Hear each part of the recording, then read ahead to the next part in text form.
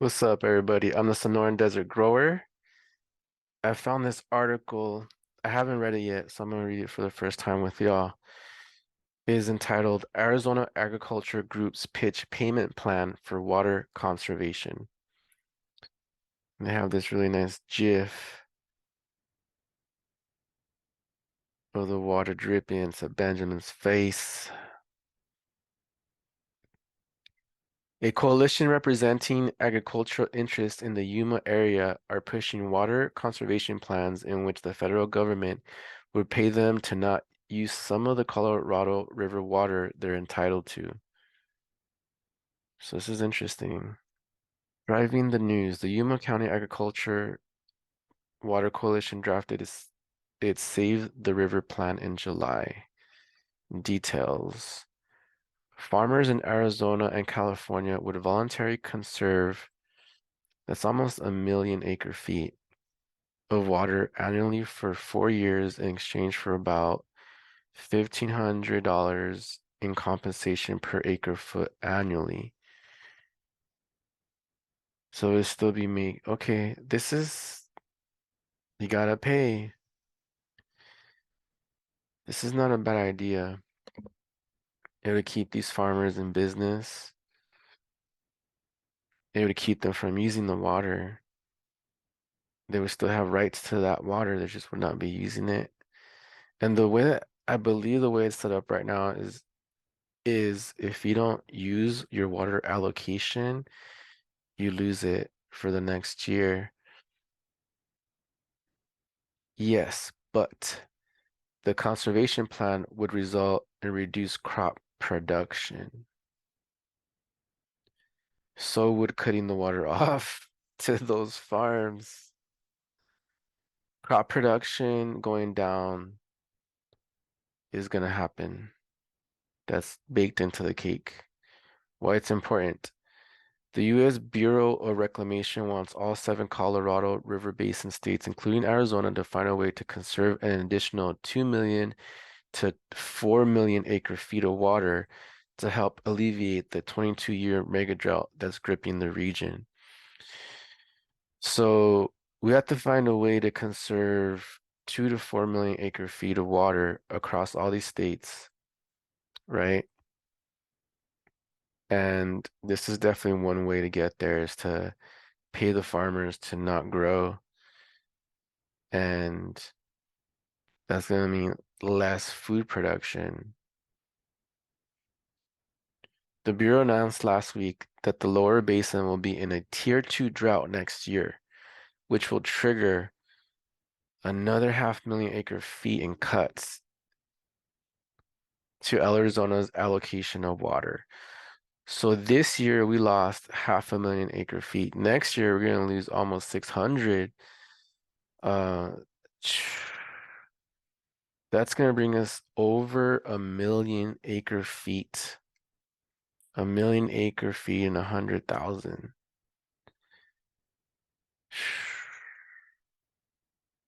Next year, so in 2023,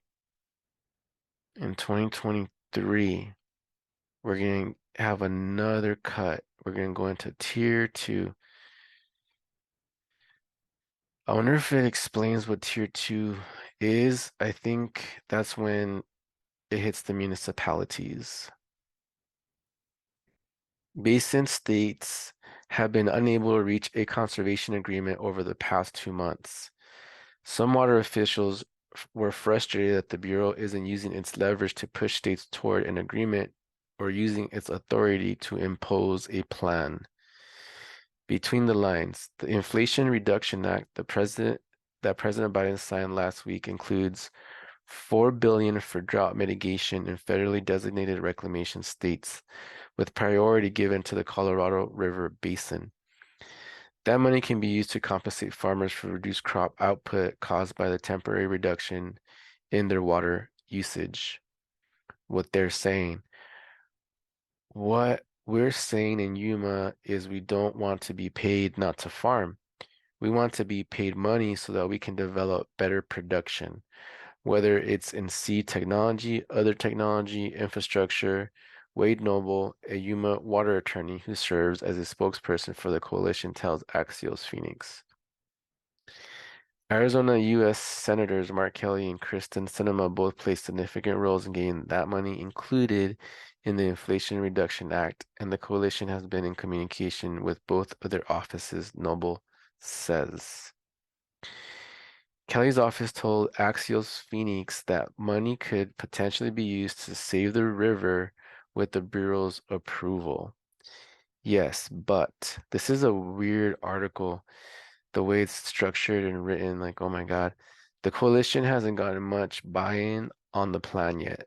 Noble tells Axios Phoenix that the coalition hasn't talked much with the Bureau, the Arizona Department of Water Resources, or the Central Arizona Project. The Yuma agricultural interests hope to reach an agreement with their California counterparts that would somewhat resemble Save the River. Arizona farmers would account for only up to 200 acre-feet of the proposed water conservation, so the plan can't move forward without support from California. The other side, during a press briefing after the Bureau's drought announcement last week, DWR, Arizona Department of Water Resources, Director Tom Buchatsky and CAP General Manager Ted Cook didn't address the coalition's plan directly, but spoke critically in a broader sense about voluntary conservation and compensation for people to scale back in their water usage.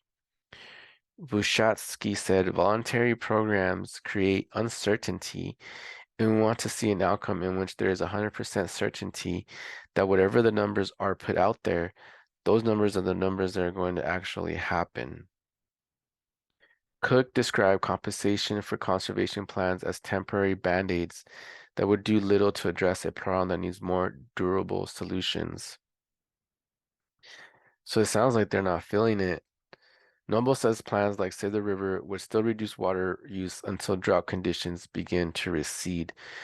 So everyone's kind of pinning on it getting better. Like, it's not gonna get better, y'all. Get with it. It's not gonna get better. Like, we're in this. How is the water gonna come back? With all of the development, all of the businesses that use all this water. Like I think it was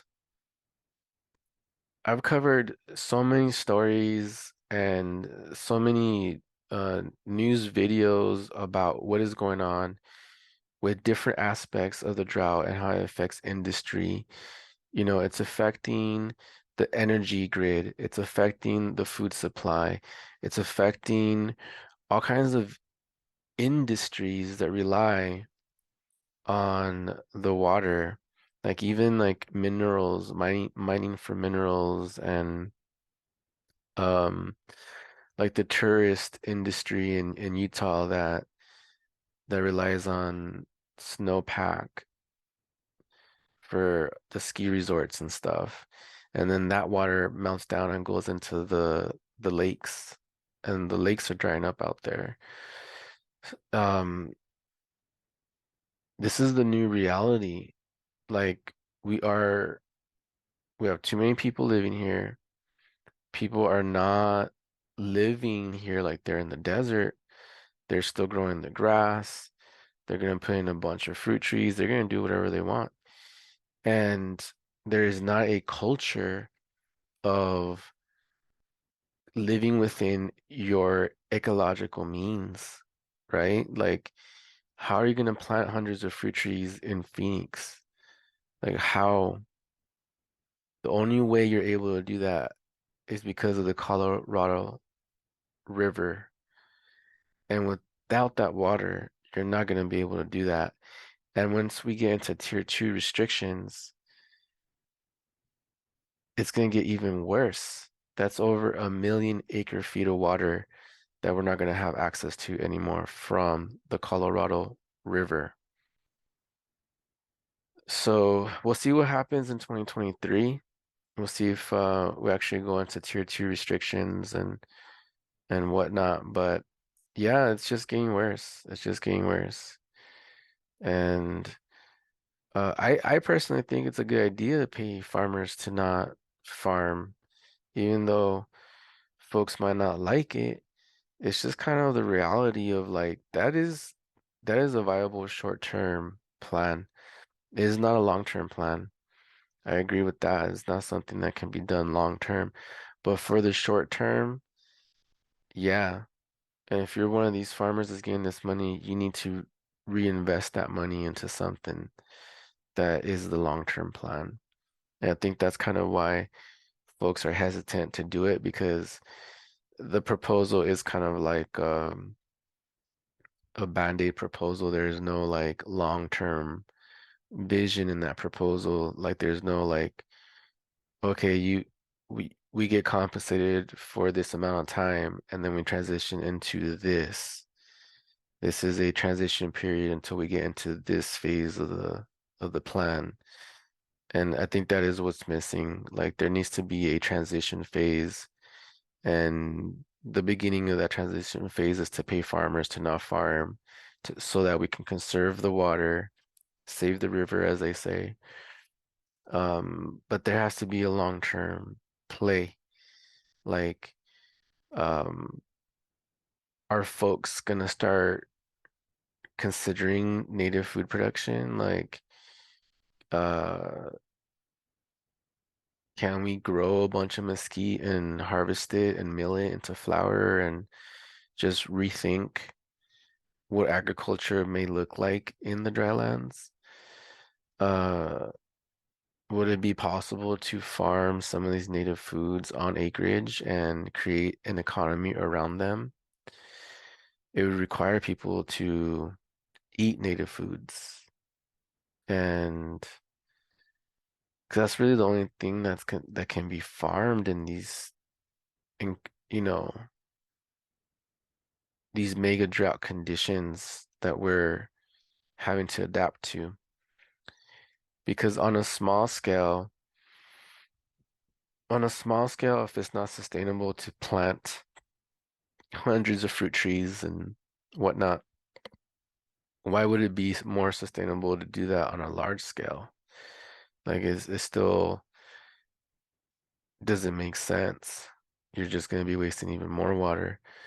So if on a small scale, it makes sense to invest mostly in native uh, edible bearing plants because they use less water resources, then it kind of makes sense to do that on a large scale too, and to create an economy around what can be produced in these environments and what we can share with others and stuff. But anyway, we'll see what happens. We'll see what 2023 brings. Um, if you would like to learn more about growing native foods and harvesting rainwater and planting the rain and all that, check out my Patreon community at www.patreon.com/the Sonoran Desert Grower. I just published my dryland permaculture growing guide. It's a self-published book. Instead of putting it up on Amazon, I put it up on my Patreon as an exclusive member perk. And you can learn how to do for self. You can enter into the abundance zone. You too can grow more food with less water. It is possible to do. So check out my dryland permaculture growing guide. I also have tons of Prop 207 tutorials exclusive to the fungi tier, the mycelium crew in the Patreon community. So check that out if you need to start your Prop 207 garden. Thank you for watching. Please like, share, comment, subscribe, and I'll see you in the next one.